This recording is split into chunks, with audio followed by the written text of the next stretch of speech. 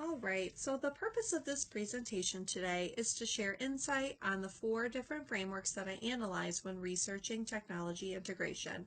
Each of these frameworks contains positive attributes that inspire the new model that I will be sharing with you later today. So let's get started. Overall, the purpose of this presentation is to educate you on 4 technology integration frameworks, as well as compare and contrast those frameworks. With the information that I had gained from these, I was able to compile the best features in order to create a new model that I will share with you at the end of this presentation. This new model will begin at the start of the next school year, which is the 2024-2025 academic year. So let's start by looking at the TPAC model. This is the first model that I analyzed when studying technology integration, and this framework consists of 3 knowledge areas. Those areas are technological knowledge, content knowledge, and our pedagogical knowledge. Together, these 3 components work together to increase motivation and accessibility to its stakeholders. The content aspect of this model focuses on subject matter. The pedagogical aspect focuses more so on the how and the tools that are needed in order to be successful. The question that I like to ask myself is, how are we going to present new information to others in order for the most successful outcomes? Whereas the final component is that technological piece. And this piece is the most important, and it is at the center of our framework.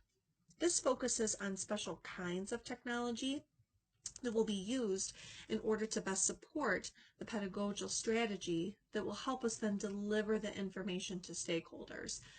Some examples of technology could be the use of one-to-one devices such as a laptop, the use of a smartboard, or even the use of Google Drive and other online tools used to share information.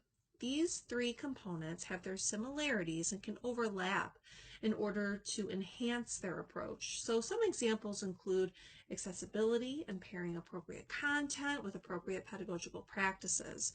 Overall, the heart of this method is all about meeting the needs of your target audience. The second model analyzed was the SAMR model, and this model focuses heavily on the idea of self-reflection and on the overall effectiveness of the model. The SAMR model was created by Dr. Ruben Pandura, and he believed that when we use technology in our day-to-day practices, we're able to then think differently in order to perform new tasks. The model consists of 4 different levels with 2 sections. The 4 levels are substitution, augmentation, modification, and redefinition. Starting at substitution is when technology takes the place of the subject being taught. An example of this can be seen through an online math fact fluency program versus solving the math problems on paper in a timed fashion. This task is the same, and there's really no functional change. But once you get to the second level, augmentation, this is where the task is still the same, but the use of technology allows room for functional improvement. So an example of this could be, for example, if you have to make a poster for a school project, instead of creating it on a poster board, you can use an online program such as Canva. And this will then provide some functional improvement through the use of technology, as these features can make these tasks, such as creating a poster, much easier to do. Moving up, both substitution and augmentation are located within this enhancement level. Let's see here. Once you move into this from the transformation level, real learning begins. And the third level is the modification level. This is where technology is used to provide support when redesigning a task that is of higher significance. An example of this would be, instead of writing a letter home in order to communicate with students and their families, a classroom website can be created consisting of web links and other important pieces of information. The third level is meant to connect stakeholders with people beyond the learning community. And the fourth and final level is where we get into technology integration with redefinition. The goal is that technology will then allow for the creation of new tasks that were previously inconceivable. Continuing on the example of a website to share information with students or their families, having these features do a little bit more, such as allowing families to comment or even share the information with the world around them, allows stakeholders to engage in a new, more involved task through the use of technology. These last two levels of learning are considered to be transformational through the use of technology. And overall, the SAMR model promotes reflective teaching in the classroom and encourages teachers to reflect on what you do, why you do it, and how it helps learning. By thinking about the four levels, teachers can focus on designing digital learning experiences that will help improve student outcomes. Moving on to the TIM model, this is the third framework that I analyzed. And this matrix was created to be a comprehensive framework for evaluating technology integration in instructional settings.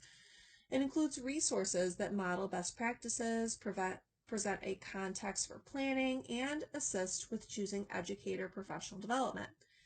This method shows teachers how they can use technology to enhance student learning, and the framework is built on 5 interdependent characteristics. These are active, constructive, goal-directed, authentic, and collaborative. In addition, each of these characteristics come with 5 levels of technology integration. These levels are the entry, adoption, adaptation, infusion, and transformation. And those ones can be seen along the top of this chart. Together, the 5 levels of technology integration and the 5 characteristics is what's creating this matrix that we see of the 25 cells. And these 25 cells are a great way for stakeholders to find where they fall in their comfortability level with technology. Therefore, teachers can choose a specific cell based on the amount of resources that they have or how in-depth they really want their students to go with technology. Last but not least is the TIP model. This framework works closely with TPAC as the knowledge gained from this framework leads to the reflection piece of this TIP model. Once a teacher recognizes their TPAC strengths and weaknesses and decides on an integration strategy, they should reflect on the TIP framework to ensure that their integration strategy is successful. This approach revolves around planning and can help stakeholders address the challenges that may occur with technology integration. TIP takes the teacher through 6 phases, each with its own purpose and posed questions. The 6 phases are technological, pedagogical content knowledge, inquiring why one of us should use technology-based methods, how one will know students have what they have learned, what technology strategies and activities will work best, and if essential conditions in place to support technology integration, and even by asking yourself reflective questions such as what worked well or what could even be improved. The goal of this method is to increase the likelihood that technology will enhance instruction, and it's meant to remind teachers that no matter where we are within the TPAC framework, we can all that we can do is work to improve upon trials and errors. So what I did is I created a table to show, compare, and contrast amongst these 4 frameworks. Starting at the very top left, I have the pinkish coral color for TIP. So I went and I described how the TIP model revolves around planning to address challenges and how it works closely with TPAC and is composed of 6 phases. Looking over to the mint green box with TPAC focuses a lot more on technological knowledge, content knowledge, pedagogical knowledge, and increases the motivation and accessibility. Together, I wanted to note how these 2 methods work hand in hand, and when you combine TPAC strategies along with TIP reflection, together you can create that TIP framework. So I just wanted to show how they go hand in hand.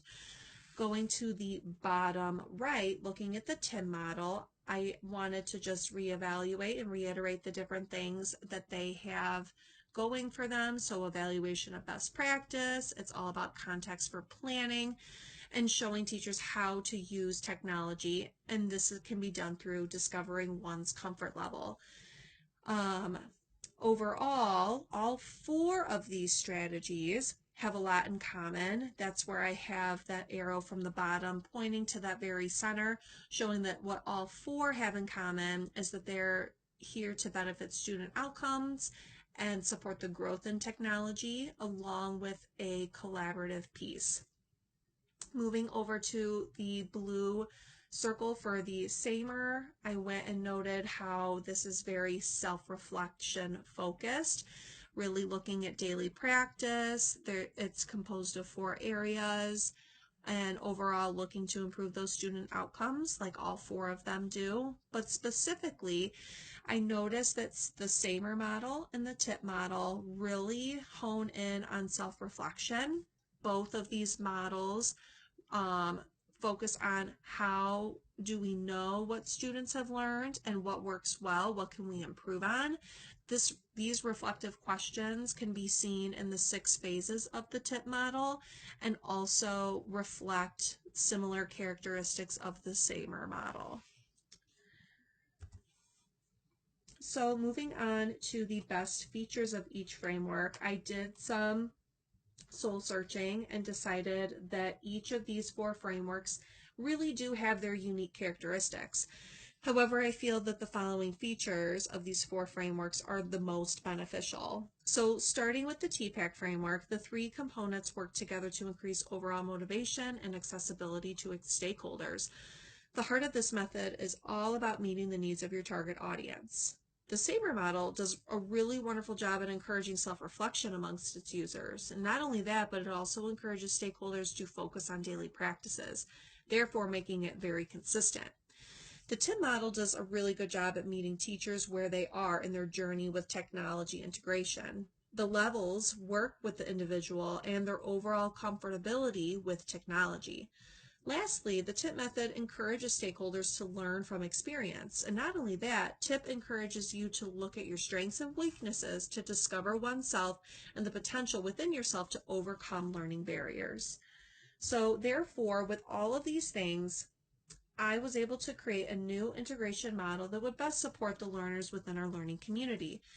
This model revolves around revolves around building motivation, building confidence in its members while meeting them with where they are at in their technology integration journey. I have created 3 goals based off of the TPAC, SAMR, and TIM models. The first goal will be to meet the needs of the target audience while ensuring that stakeholders feel comfortable as they learn new ways to implement technology into their classrooms. The second goal is to encourage self-reflection in one's daily practices, and the third is to design a learning experience that improves student outcomes. So the name that I came up with for this new integration model is the MED model. The 3-letter word is an acronym where the M stands for meeting the needs of your target audience, the E stands for encouraging self-reflection, and the D stands for designing a learning experience that improves student outcomes. So to elaborate on how this school-wide implementation will take place, the implementation of the MED model will begin at the start of the 2024-2025 academic year. Measures that are going to take place leading up to the start of the school year will begin with a self-assessment survey. And this survey will be sent out the first week of April and will be due by the end of the month. The purpose of this survey is to assess individuals as well as grade level teams and their overall needs and readiness when it comes to implementing the MED model. During the 3-day Teacher Institute days that were granted in August, communication and benefits as well as expectations on the MED model will be clarified.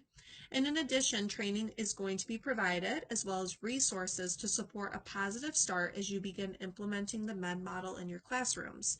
Every month during our building-wide PLC meetings, time to collaborate will be provided in order to monitor and evaluate the progression of this model in your classrooms. Lastly, the support from myself, our school's head tech for IT, and our building literacy and math coaches will be available to push into your classrooms. We can provide observation, feedback, or even teaching methods such as team teaching. and whatever it is that you need to gain confidence and just overall comfortability with the MED model in your daily practices. So overall, in closing, with our ever-changing society, we are learning that technology is not going away anytime soon, but rather is being more pervasive by the moment. Technology opens doors to round-the-clock access to educational resources for both students and teachers. It creates a bandwidth to support flipped classrooms, interactivity, collaboration, and increasingly differentiated instruction. Therefore, it's very important that this new integration model, such as MED, is implemented in our daily teaching practices in order to prepare students as well as ourselves for the changes that are up and coming in our present-day society. Thank you so much for being a part of my presentation. If you have any questions leading up to the readiness survey being sent out in April, feel free to email me below. And I wanted to share a list of my references used for today's presentation. Thank you.